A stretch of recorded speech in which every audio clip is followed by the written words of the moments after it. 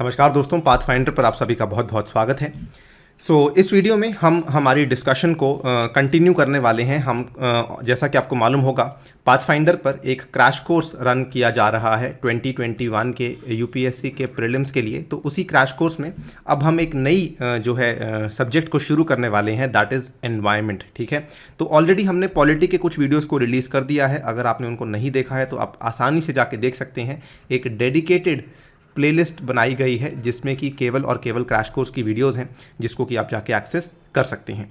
इस वीडियो में हम लोग डिस्कस करने वाले हैं एनवायरनमेंट के सेट 1 को, और इस सेट 1 में मैं आपके साथ बात करूंगा एनवायरनमेंट का सबसे ज़्यादा इंपॉर्टेंट, सबसे ज़्यादा अहम, सबसे महत्वपूर्ण topic, that is index and reports. तो बेसिकली ये जो होते हैं इंडेक्स और रिपोर्ट्स, इनसे कई सारे सवाल पूछे जाते हैं। पिछले कुछ सालों में इनफैक्ट इनकी जो हम कह सकते हैं अहमियत है वो काफ़ी ज़्यादा बढ़ चुकी है, स्पेशली जब से फॉरेस्ट सर्विसेज के एग्ज़ाम को इंटीग्रेट किया है सिविल सेवा के एग्ज़ाम के साथ। तब से इनके जो सवाल हैं वो बहुत ज़्यादा आने लग गए हैं। तो जानेंगे अलग अलग तरह के इंडेक्स और रिपोर्ट्स। यहाँ पर देखिए कई सारी इंडेक्स और रिपोर्ट्स आपके साथ डिस्कस किए जाएंगे, लेकिन आपके लिए सबसे इम्पॉर्टेंट क्या है, आपको मालूम होना चाहिए कि किसने उस इंडेक्स या रिपोर्ट को पब्लिश किया है। This is the most important thing.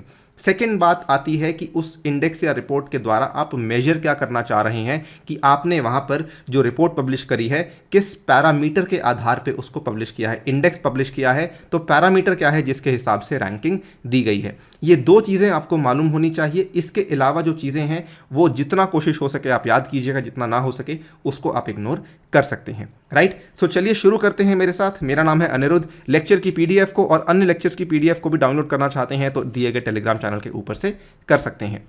Right, सो देखिए, let us begin the discussion with a very simple question. With reference to emission gap report consider the following statements. अब मैं आपके साथ आगे जाके एमिशन गैप रिपोर्ट को डिस्कस करूंगा। इसके आपको स्टेटमेंट्स देखने हैं। It is released by German watch.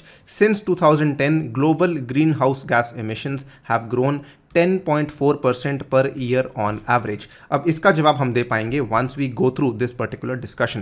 Now यहाँ पे आप देख सकते हैं एमिशन गैप रिपोर्ट को रिलीज किया गया था। रिलीज करने वाली एजेंसी जो है वो यूनेप है, UNEP, that is United Nations environment programme, और इसकी 2020 की रिपोर्ट को पब्लिश किया गया था। आप यहाँ पे देख सकते हैं दिसंबर 2020 की न्यूज़ है ये। ना इस एमिशन गैप को देखिए कमिटमेंट गैप भी कहा जाता है। ठीक है, कमिटमेंट गैप कहने का मतलब क्या है कि बड़ी सिंपल सी बात है। मान लीजिए आपने कुछ टारगेट रखा था लेकिन आप उस टारगेट को पूरा नहीं कर पाए, तो बेसिकली आप उस टारगेट से कितना पीछे हैं उस डिफरेंस को कहा जाता है एमिशन गैप। फॉर एग्जांपल, अगर आप देखें आपकी तैयारी चल रही है यूपीएससी की, ठीक है, आपने ये सोचा हुआ है कि 31 मार्च के पहले पहले मुझे 10 टेस्ट सॉल्व करने हैं, लेकिन आपने 10 टेस्ट सॉल्व करने की जगह केवल 8 टेस्ट ही सॉल्व करे, तो ये जो नंबर 2 बन गया है आपका, ये बेसिकली आपका कमिटमेंट का गैप बन गया है। यानी कि ये आपका टारगेट था और आप केवल यहीं तक पहुंच पाए हैं, तो दिस इज योर गैप, जिसको कि पूरा नहीं कर पाए हैं। इसको कहा जाता है एमिशन गैप या फिर कमिटमेंट गैप। इसकी अगर और फाइंडिंग्स की बात करें तो देखिए, एज पर दिस रिपोर्ट जो global green house gas emissions हैं वो काफ़ी तेज़ी से अभी भी बढ़ रही हैं, और 2019 में भी वो बढ़ ही रही थी। And they have reached a record high of 52.4 giga ton carbon equivalent. इसको कहा जाता है जीटी, कार्बन इक्विवेलेंट। ठीक है, कार्बन डाइऑक्साइड का इक्विवेलेंट के लिए ई लगाया गया है।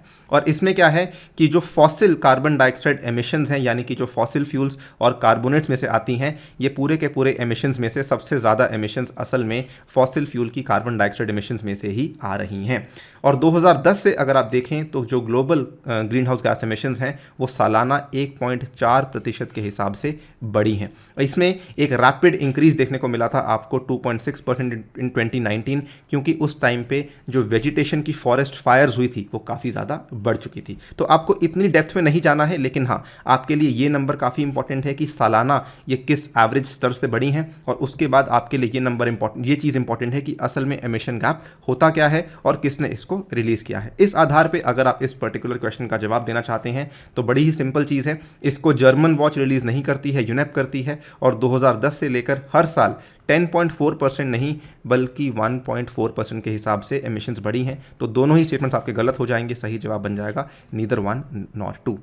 राइट, अगली रिपोर्ट देख लेते हैं, काफ़ी हद तक सिमिलर रिपोर्ट है, उसके साथ जुड़ी हुई है अडाप्टेशन गैप की रिपोर्ट। अडाप्टेशन गैप की जो रिपोर्ट है इसको भी पब्लिश किया जाता है यूनेप के ही द्वारा, ठीक है। मैंने जानबूझ के दोनों रिपोर्ट्स को साथ में जोड़ा है बिकॉज दोनों रिपोर्ट को रिलीज़ करने वाली एजेंसी सेम है, that is United Nations environment programme, that is UNEP। इसको रिलीज़ किया गया था जनवरी के महीने में, और ये जो रिपोर्ट थी ये बेसिकली आपको एक एस्टिमेट देती है कि पूरे संसार का, पूरे विश्व का एक कॉस्ट ऑफ अडाप्टेशन क्या है to the effects of climate change, की जलवायु परिवर्तन की वजह से जो भी प्रभाव आपको देखने को मिल रहे हैं उसके लिए जो देश हैं उनकी कितनी लागत आ रही है इस पर्टिकुलर क्लाइमेट चेंज से अडाप्ट करने के लिए। फॉर एग्जांपल अगर हम बात करते हैं, मान लीजिए क्लाइमेट चेंज की वजह से कोई बहुत ही ख़राब चीज़ हो गई है, मान लीजिए क्लाइमेट चेंज की वजह से आपकी कृषि में कोई दिक्कतें आ गई हैं, तो आपको एग्रीकल्चर में और कितना निवेश करना पड़ रहा है, और स्पेसिफिकली यहाँ पर डेवलपिंग कंट्रीज़ का कितना खर्चा आता है उसको मेजर करने में काफ़ी ज़्यादा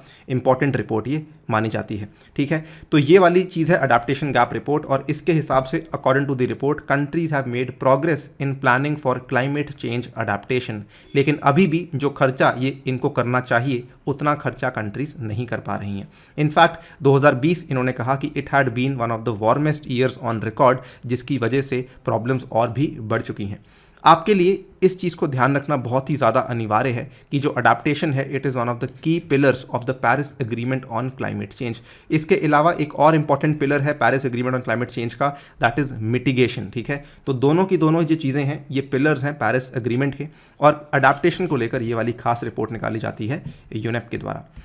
नेक्स्ट देख लेते हैं state of the global climate report. इसको रिलीज करने वाली ऑर्गेनाइजेशन का नाम है वर्ल्ड मीटरोलॉजिकल ऑर्गेनाइजेशन, और इन्होंने ये वाली रिपोर्ट रिलीज करी है। ये एनुअली रिलीज की जाती है रिपोर्ट, इसीलिए इसको लिखा है it has release the annual state of global climate report 2020। आप यहाँ पे देख सकते हैं दिसंबर 2020 की ये खबर।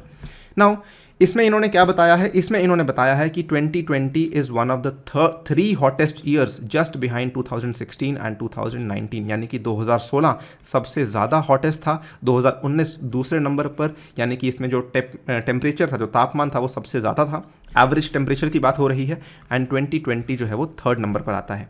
इनफैक्ट रिपोर्ट ने यह भी बताया कि अगर हम 2020 के केवल पहले 10 महीनों को ही अकाउंट में लेते हैं, यानी कि जनवरी से लेकर अक्टूबर तक को ही अकाउंट में लेते हैं, तो उस पीरियड में 2020 was the 2nd warmest year on record, ठीक है। तो उस केस में ये 2019 को भी पीछे छोड़ रहा है, ठीक है।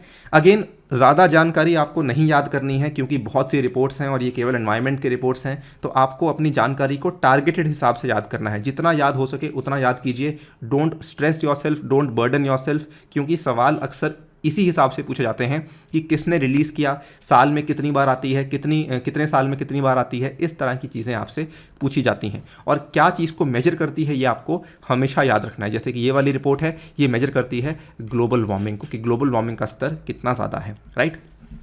Next, this is a very very important report, global climate risk index, और ये वाली भी रिसेंटली रिलीज़ करी गई, जनवरी 25, 2021 की कोई रिलीज़ करी गई थी, 2020 की ये रिपोर्ट थी। इसमें इन्होंने बताया कि India was the 7th worst hit country in 2019 in the global climate risk index 2020। ये वाली जो रिपोर्ट है इसको रिलीज़ करने वाला एक एनवायरमेंटल थिंक टैंक है जिसका नाम है जर्मन वॉच, और इसको लेके ऑलरेडी यूपीएससी एक बार सवाल पूछ भी चुकी है। GCRI जो है ये जर्मन वॉच के द्वारा रिलीज़ करवाया जाता है। इसकी फाइंडिंग्स क्या है, particularly with respect to India बात कर रहे हैं।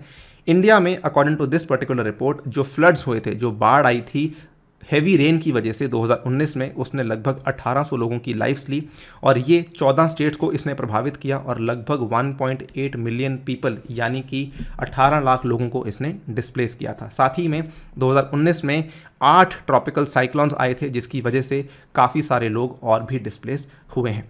कमेंट सेक्शन में आपको मुझे बताना है 2020 में जो सुपर साइक्लोन आया था वेस्ट बंगाल को भी जिसने हिट किया था उसका क्या नाम था, एंड ऑल्सो मुझे बताइए कि जो साइक्लोन मुंबई की तरफ आया था उसका नाम क्या था, क्योंकि जो मुंबई वाला साइक्लोन था वो काफ़ी लंबे टाइम के बाद हमें देखने को मिला था, क्योंकि अक्सर हमें इंडिया के वेस्ट कोस्ट पे साइक्लोन्स देखने को नहीं मिलते हैं। तो ये दोनों साइक्लोन्स का नाम आपको मुझे कमेंट सेक्शन में बताना है।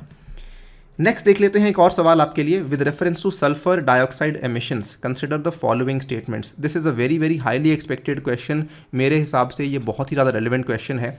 India is the second largest emitter of SO2 in the world. India's SO2 emissions have recorded a decline of approximately 6% in 2019 as compared to 2018. देखिए नॉट नेसेसरी कि हर बार सवाल केवल ऐसा ही आए कि कौन इसको रिलीज़ करता है, किस चीज़ को ये मेजर करती है। कभी कभार सवाल ऐसे भी आ जाते हैं कि एग्जैक्टली आपको नंबर्स पूछ लिए जाते हैं। हालांकि यूपीएससी ने ऐसे सवाल केवल एक बार ही पूछे थे। 2018 का वो पेपर था, मुझे आज भी याद है, जो कि बहुत ही ज़्यादा टफ बनाया गया था, जिसमें ऐसे बहुत सारे नंबर्स पूछे गए थे। बट ऐसा हो सकता है दोबारा भी, ठीक है। तो इस चीज़ का आपको कुछ कुछ एरियाज़ में ध्यान रखना होगा। जैसे कि ये वाली चीज़ है, ये बहुत ही हाईली एक्सपेक्टेड चीज़ है, सल्फर डाइऑक्साइड एमिशन, क्योंकि इसमें जो इंडिया का रैंक है वो काफ़ी ज़्यादा ऊपर आ चुका है। तो ऐसे केसेस में आपको नंबर्स भी याद करने होंगे। इसका जवाब देंगे once we go through this particular report. ये वाली रिपोर्ट को रिलीज़ करने वाली ऑर्गेनाइजेशंस कौन कौन है? एक तो है ग्रीन पीस इंडिया, ठीक है, साथ में आपकी आती है centre for research on energy and clean air. इन्होंने अपनी एनुअल रिपोर्ट को रिलीज़ किया, जिसका टाइटल है ranking the world's sulphur dioxide hotspots 2019-2020, और इसके नंबर्स काफ़ी ज़्यादा इंपॉर्टेंट हैं। सबसे पहली बात तो इंडिया जो है वो नंबर 1 पे आया है। India continued to occupy the top spot in the world, और इसके बाद केवल इतना ही नहीं, इंडिया का जो top spot in the world है ये पिछले 5 सालों से चलता आया है, यानी कि 2015, 16, 17, 18 और अब 19, 5 साल इंडिया की जो सल्फर डाइऑक्साइड की एमिशन है वो मैक्सिमम रही है। इसके बाद दूसरे नंबर पर आता है रशिया, तीसरे नंबर पर आता है चाइना। इन 2019 इंडिया ने जितना कि पूरा वैश्विक एमिशन हुआ था सल्फर डाइऑक्साइड का, उसमें से 21% जो है वो केवल और केवल इंडिया के द्वारा ही रिलीज़ किया गया था। लेकिन इसमें एक अच्छी बात ये भी है कि इस पूरे एमिशंस में इंडिया के द्वारा जो सल्फर डाइऑक्साइड की एमिशंस हैं वो असल में 2019 में कम हुई हैं एज़ कम्पेयर टू 2018, वो 6% से नीचे गिर चुकी हैं। तो अगर हम बात करते हैं इस पर्टिकुलर क्वेश्चन की, तो पहला स्टेटमेंट यहाँ पे गलत हो जाएगा, because India is the first largest emitter, and second statement यहाँ पे बिल्कुल सही हो जाएगा। इंडिया ने अपनी एमिशंस को रिड्यूस किया है 2019 में बाय 6%। सो आपका सही जवाब बन जाएगा option number B, that is 2 only. इसमें कुछ और चीज़ें भी हैं। अगर हम बड़े शहरों की बात करें तो among the large cities Chennai is one of the biggest emission hotspots in the country, और यहाँ पर जो बिगेस्ट एमिशन हॉटस्पॉट का सोर्स है वो है आपके थर्मल पावर प्लांट्स, ठीक है, जो आपके थर्मल पावर स्टेशंस होते हैं जहाँ पर कोयले की मदद से बिजली जनरेट करी जाती है, वो आपका सबसे बड़ा एमिशन हॉटस्पॉट माना जाता है। अगर हम एग्जैक्टली चेन्नई के अंदर बात करें या फिर उसके अलावा बात करें कि सबसे इंपॉर्टेंट शहर कौन से हैं, तो major SO2 emissions hotspots in India are Singrauli in Madhya Pradesh, Neyveli and Chennai in Tamil Nadu. देखिए ये जो है ये केवल आपकी बात हो रही है बड़े शहरों की, लेकिन ये जो है सबसे इंपॉर्टेंट SO2 एमिशन हॉटस्पॉट्स की बात यहाँ पर की जा रही है। अगर हम सल्फर डाइऑक्साइड की केमिस्ट्री की बात करें तो ये एक कलरलेस गैस है जिसकी जो गंध है वो बहुत ही ज़्यादा मजबूत होती है, बहुत स्ट्रांग होती है, similar to a just struck match, ठीक है। जैसे आपने एक मैच स्टिक को जब आप इमीडिएटली आग लगाते हैं तो जब आपको वो वाली खुशबू आती है तो वो वाली खुशबू आपको सल्फर डाइऑक्साइड में देखने को मिल जाती है, सूंघने को मिल जाती है। It is formed when fuel containing sulfur such as coal and oil is burnt, which is creating air pollution। तो आपका जो सल्फर डाइऑक्साइड है ये बहुत ही पोटेंट ग्रीन हाउस गैस भी मानी जाती है।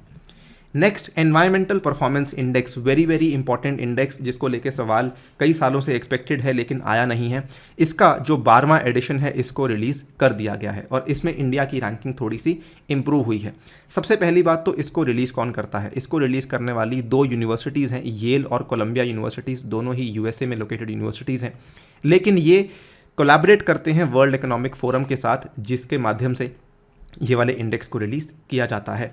एवरी 2 ईयर्स यहाँ पे लिखा भी हुआ है बाय एनियल, यानी कि 2 साल में एक बार इस इंडेक्स को रिलीज़ किया जाता है। अगर 1 साल में 2 बार किया जाएगा उसको बाय एनुअली कहा जाएगा, और बाय एनियल यानी कि 2 साल में एक बार इसको रिलीज़ किया जाता है। ये जो इंडेक्स है 180 कंट्रीज़ की परफॉर्मेंस को मेजर करता है और ये 32 इंडिकेटर्स के आधार पर इस इंडेक्स को पेश करता है। इंडिया की रैंकिंग की बात करें, 2018 में इंडिया की रैंकिंग 177 थी और 2020 में 2 साल के बाद जब इसको रिलीज़ किया तो हमारी रैंकिंग थोड़ी सी इंप्रूव होकर 168 पर पहुंच चुकी थी। डेनमार्क अभी भी नंबर 1 पर है और लग्जमबर्ग और जो स्विट्ज़रलैंड है ये नंबर 2 और नंबर 3 पे आती हैं। ध्यान केवल इतना रखना है कि जो टॉप 3 कंट्रीज़ हैं वो तीनों की तीनों यूरोप की कंट्रीज़ हैं, और Denmark, Luxembourg and Switzerland. All the South Asian countries except Afghanistan are ahead of India in the ranking, यानी कि पाकिस्तान की बात करें, श्रीलंका की बात करें, मालदीव्स की बात करें, बांग्लादेश की बात करें, नेपाल की बात करें, सभी की सभी कंट्रीज़ इंडिया से ऊपर हैं, यानी कि उनका रैंकिंग इंडिया से बेहतर है। केवल अफगानिस्तान हमसे नीचे आता है। यहाँ पर आप यहाँ पे देख सकते हैं एग्जैक्टली चाइना जो है वो 120th नंबर पे है, तो चाइना तो काफ़ी ज़्यादा ऊपर है इंडिया से। इवन यहाँ पे रशिया आप देख सकते हैं 58 नंबर पे है, यूएसए 24 नंबर पर आ जाता है। Next, India tiger survey report 2020, very very expected question, कहीं ना कहीं इफ़ नॉट यूपीएससी कहीं ना कहीं ज़रूर पूछा जाएगा। ये वाली जो रिपोर्ट थी ये हमारा जो ministry of environment forest and climate change है उसके द्वारा रिलीज़ करी गई थी, और this report was released on the eve of global tiger day. Comment section में मुझे बताइए ग्लोबल टाइगर डे कब आता है। Even though I will cover it with you in the upcoming video, लेकिन आपको मुझे अभी बताना है, ठीक है। इसमें जो हमारी टोटल काउंट ऑफ टाइगर्स है ये बढ़ चुकी है, 2967 तक जा चुकी है इन 2018 फ्रॉम 2226 इन 2014। ये नंबर्स आपको एग्जैक्टली याद रखने हैं, आई am not joking over here. 2018 में जो हमारा टाइगर्स का नंबर है ये बढ़कर 2967 हो चुका है। कहीं ना कहीं आपसे ज़रूर पूछा जाएगा, आपके इंटरव्यू में भी आपसे पूछा जा सकता है। सो 2018 में 2967 और 2014 में हमारे 2226 टाइगर्स थे। कुल मिला के 33% का हमें बढ़त देखने को मिली है। अगर हम बात करें स्टेट वाइज तो भारत में सबसे ज़्यादा नंबर ऑफ टाइगर्स आपको देखने को मिलते हैं सेंट्रल इंडिया के मध्य प्रदेश में, उसके बाद आपको कर्नाटका में एंड उसके बाद आपको उत्तराखंड में। तो तीनों अलग अलग स्टेट्स हैं, ये सेंट्रल इंडिया की स्टेट है, ये साउथ इंडिया की स्टेट है और ये नॉर्थ इंडिया की स्टेट है Uttarakhand. Surprisingly and unfortunately Dampa tiger reserve जो कि मिजोरम में है, बक्सा टाइगर रिजर्व जो कि वेस्ट बंगाल में है एंड पलामू टाइगर रिजर्व जो कि झारखंड में है, इनमें अब कोई भी टाइगर यहाँ पे नहीं बचे हैं। डैम्पा टाइगर रिजर्व को लेकर यूपीएससी सवाल पूछ चुकी है, उसके बाद बक्सा टाइगर रिजर्व को लेकर यूपीएससी सवाल पूछ चुकी है। सो इसीलिए टाइगर्स को लेकर सवाल बहुत ज़्यादा पूछे जाते हैं। Please keep an I out, कुछ भी चीज़ हो टाइगर्स को लेकर आपको ध्यान रखनी ही रखनी है। ये पीआईबी इंडिया का ट्वीट है जो कि किया गया था कि हम आगे जाके बाकी की टाइगर रेंज कंट्रीज़ के साथ मिलकर काम करने के लिए तैयार हैं, सो दैट हम टाइगर पॉपुलेशन को और तेज़ी से बढ़ा सकें। Next is world wild life crime report. इसमें केवल आपको इतना ही जानना है कि ये वाली रिपोर्ट को रिलीज़ करने वाला जो ऑफिस है वो यूनाइटेड नेशंस का office on drugs and crime है। इसको कहा जाता है UNODC, ठीक है, UNODC की तरह रिलीज़ करी गई थी। एंड इसमें इन्होंने बताया है कि भारत और थाईलैंड सबसे बड़े सोर्स कंट्रीज़ माने जाते हैं जहाँ पर हमें international trade of tiger parts देखने को मिलती है, ठीक है। तो यहाँ पर which were traced in the shipments seized in international trade of tiger parts. ये थोड़ा अनफॉर्चुनेट है भारत के लिए कि इवन दो टाइगर पॉपुलेशन हमारे पास सबसे ज़्यादा है दुनिया भर में, लेकिन उसके बावजूद भी यहाँ पर जो हमारी ट्रेड ऑफ टाइगर पार्ट्स है वो अभी तक नहीं रुकी है। इसको कहा जाता है world wild life crime report, और ये भी आप देख सकते हैं जुलाई 2020 की ये रिपोर्ट है। रिलीज़ करने वाले ऑफिस के नाम को प्लीज़ याद रखिएगा। Next is global forest resource assessment, very very important report once again. और ये इंपॉर्टेंट इसलिए बन जाती है क्योंकि आपको ध्यान होगा पिछले साल FAO काफ़ी ज़्यादा चर्चा में था। मुझे शहर का नाम याद नहीं आ रहा जहाँ पे बहुत बड़ा ब्लास्ट हुआ था, जो कि एक कोस्टल शहर था। I am not able to remember right now. Middle East में कहीं पे ब्लास्ट हुआ था जहाँ पे FAO ने काफ़ी ज़्यादा असिस्टेंस प्रोवाइड करवाई थी। सो FAO के द्वारा यहाँ पर ये वाली रिपोर्ट रिलीज़ करवाई जाती है and this is they have release the latest global forest resource assessment report. ये वाली रिपोर्ट एवरी 5 ईयर्स निकाली जाती है, तो ये 2020 में निकाली गई है, यानी कि 2015 के बाद अब ये रिपोर्ट 2020 में निकाली गई है। अगर हम इस रिपोर्ट की बात करें तो इन्होंने बताया है कि यहाँ पर, और इसमें अच्छी खबर है भारत के लिए, कि जो 10 कंट्रीज़ जिसमें कि सबसे ज़्यादा इन्होंने maximum average net gain in the forest area देखने को मिला है, नंबर 1 पे चाइना है, नंबर 2 पे ऑस्ट्रेलिया है, नंबर 3 पे इंडिया आ जाता है, ठीक है। और इसमें एशियन कॉन्टिनेंट इन्होंने बताया है it remains the highest net gain in the forest area in 2010-2020, यानी कि पिछले एक दशक में जो एशिया का महाद्वीप है इसमें बेसिकली हाईएस्ट इनको नेट गेन देखने को मिला है। और इंडिया में जो एनुअल गेन इन फॉरेस्ट देखने को मिला है वो 0.38% के आसपास है। और अगर हम बात करें कि इंडिया में एक और अच्छी चीज़ हुई है कि जो फॉरेस्ट्री सेक्टर में मैक्सिमम एम्प्लॉयमेंट भी देखने को मिली है as per this particular report. सो ये काफ़ी अच्छी न्यूज़ है पर्टिकुलरली इंडिया के लिए कि हमारा जो वन क्षेत्र है उसमें हम काफ़ी अच्छे तरीके से आगे बढ़ रहे हैं। Next report again very very important report, lead poisoning की रिपोर्ट। इसको लेके सवाल मैंने किसी PCS के एग्जामिनेशन में देखा था कि ये वाली रिपोर्ट कौन पब्लिश करता है, ठीक है, तो मुझे याद नहीं आ रहा मैंने कहाँ देखा था, बट ये चीज़ें इंपॉर्टेंट बहुत ज़्यादा हैं।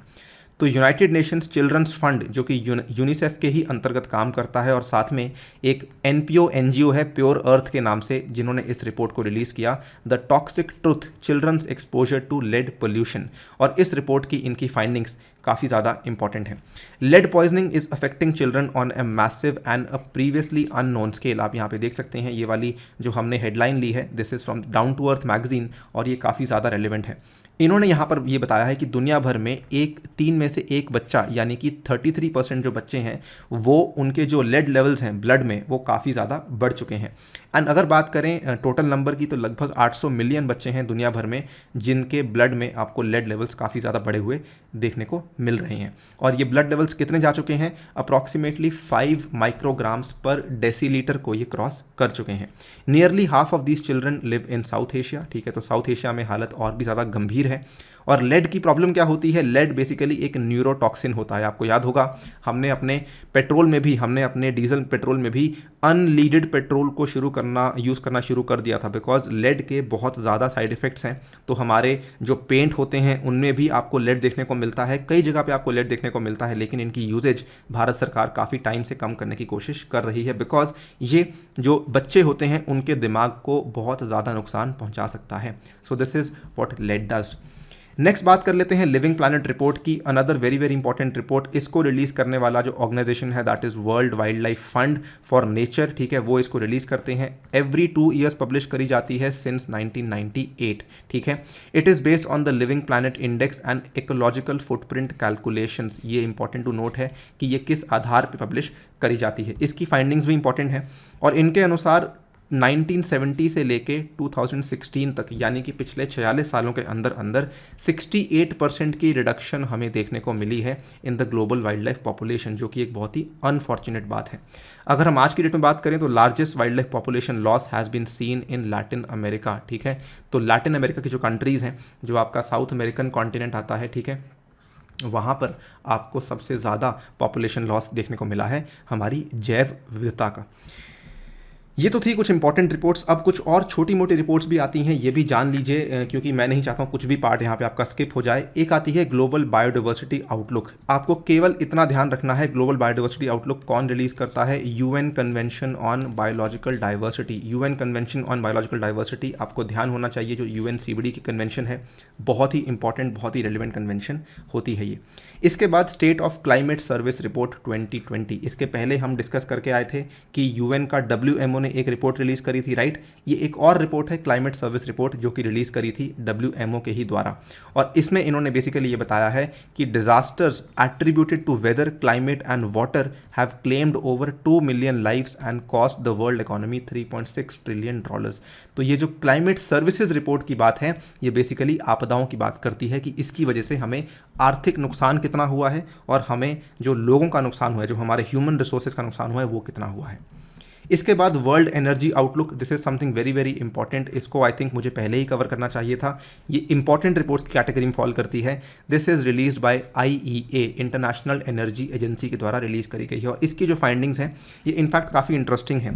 जिस तरीके से हम लोग प्रोग्रेस कर रहे हैं, जिस तरीके से हमारा जो पूरा का पूरा ऐसा कह सकते हैं एनर्जी सेक्टर प्रोग्रेस कर रहा है दुनिया भर में, केवल इंडिया की बात नहीं कर रहा हूँ, हम ये देख रहे हैं कि जो ऑयल की यूजेज है वो असल में कम हो रही है, लेकिन अगर आप देखें जो एनर्जी की डिमांड है वो बढ़ रही है। तो कहीं ना कहीं जो ऑयल के विकल्प हैं वो काफ़ी ज़्यादा तेज़ी से लोग अडॉप्ट करना शुरू कर रहे हैं। तो इस रिपोर्ट ने यही चीज़ को बताया है कि आगे जाके एक्सपेक्टेड फॉल्स देखने को मिल सकती हैं। 5% in the global energy demand, 7% in the energy related CO2 emissions, 18% in energy investment, ये सब चीज़ें हमें देखने को मिल सकती हैं। Oil consumption is anticipated to decline by 8% in 2020 and coal usage by 7%। ये चीज़ें आपके लिए उतनी रेलिवेंट नहीं है, केवल एक इंटरेस्टिंग कॉन्सेप्ट है जो कि आपको मालूम होना चाहिए, लेकिन ये आपको इंपॉर्टेंट पता ही होना चाहिए कि वर्ल्ड एनर्जी आउटलुक जो है वो IEA के द्वारा रिलीज़ किया जाता है। और ये आपको एक बहुत ही हम कह सकते हैं कॉम्प्रिहेंसिव व्यू प्रोवाइड करता है of how the global energy system could develop in the coming decades. So these are all the important indices and reports जो कि आपको मालूम होनी चाहिए। अगली वीडियो में हम कुछ और डिस्कस करेंगे एनवायरनमेंट के पॉइंट ऑफ व्यू से।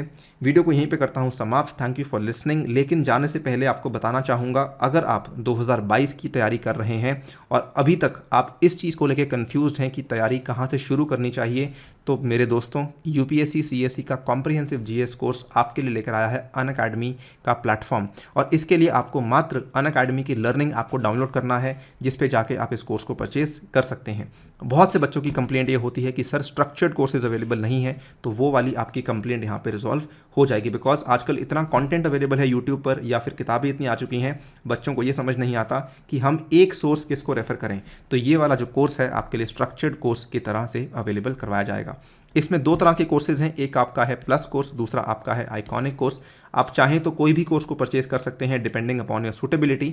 आइकॉनिक कोर्स में आपको एक पर्सनल कोच प्रोवाइड करवाया जाएगा जो कि आपकी तैयारी में आपके साथ रहेगा। तो ये वाला जो कोर्स है अगर आपको परचेज करना है, कम से कम 12 महीने की सब्सक्रिप्शन को परचेज कीजिए, और इसमें अगर आपको 10% का डिस्काउंट चाहिए तो नीचे दिया गया कोड इस्तेमाल करना बिल्कुल नहीं भूलना है, अनी UPSC. Please remember this, please circulate कीजिए इसको अपने दोस्तों में, और बताइए कि कोई भी चीज़ आपको अनअकैडमी पे खरीदनी है तो अनी यूपीएससी कोड के माध्यम से आप 10% का डिस्काउंट अवेल करवा सकते हैं। यदि आप अन्य एग्जाम्स की तैयारी कर रहे हैं, एसएससी, बैंक, रेलवेज या स्टेट पीसीएस की, तब भी आप अनी यूपीएससी कोड के माध्यम से 10% का डिस्काउंट ले सकते हैं, और इन प्राइसेस की जगह इन प्राइसेस में कोर्सेज को परचेज कर सकते हैं।